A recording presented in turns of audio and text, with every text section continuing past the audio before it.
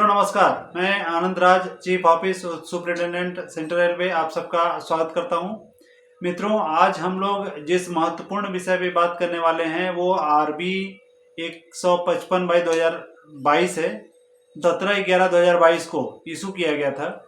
मित्रों, ये लेटर पुराना जरूर है, लेकिन ये कर्मचारियों के बेनिफिट में रेलवे बोर्ड द्वारा जारी किया गया लेटर था, जिस पे बहुत सारे डिवीजन ने अमल किया है। डिवीजन में इन पे अभी काम होना बाकी है। मित्रों, ये कर्मचारियों के अपग्रेडेशन से संबंधित सर्कुलर था, जिसमें सारे सुपरवाइजर, चाहे वो इलेक्ट्रिकल एसएससी हो, चाहे वो चीफ ओएस हो, चाहे वो स्टेशन सुपरिटेंडेंट हो, कंट्रोलर हो, चाहे वो सीसीआई हो, जितने भी सुपरवाइजर कैटेगरी के कर्मचारी हैं उनको अपग्रेड करके 48 और 54 दिया जाने वाला था। इसका ये मतलब हुआ कि जो सुपरवाइजर हैं वो ग्रुप बी का बेनिफिट ले सकता है।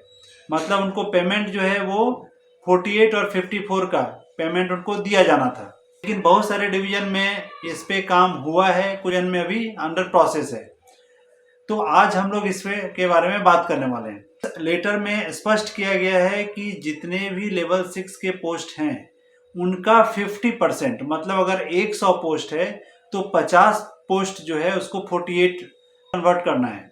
मतलब जो 50 कर्मचारी हैं उनको लेवल 8 में उनको प्रमोशन दे देना है, और उसके 4 साल के बाद जो 50 कर्मचारी जिनको 48 दिया गया था 50%, मतलब 25 कर्मचारियों को फिर 54 देना है।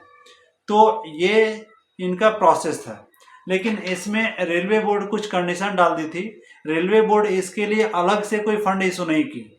उनका कहना था कि आप जो है लेवल 1 और लेवल 2 के जो पोस्ट हैं उनको सिलेंडर करें, मैचिंग सिलेंडर करें, और जो उससे जो पैसा आता है उसमें ये काम आप करवा सकते हैं। ये जो सर्कुलर है ये अपने टेलीग्राम अकाउंट, जिसका लिंक नीचे डिस्क्रिप्शन में दिया हुआ है, आप चाहें तो वहाँ देख सकते हैं।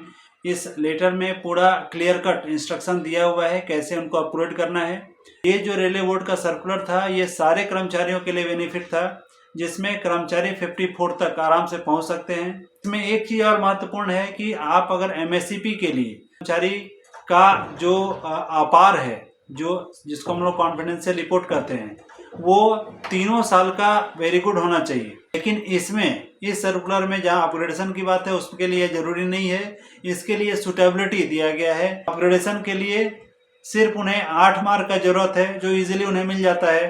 तो ये हर कर्मचारी को इसका बेनिफिट मिल सकता है। रेलवे बोर्ड ने सारे पोस्ट का नाम दिया है, किस डिपार्टमेंट का कौन सा पोस्ट इसके सूची में आते हैं। तो आप चाहें तो जाकर टेलीग्राम अकाउंट में सर्कुलर को देख सकते हैं। अब हम लोग बात करते हैं कि क्या ये अपग्रेडेशन 16 डिवीजन में हुआ अथवा नहीं हुआ।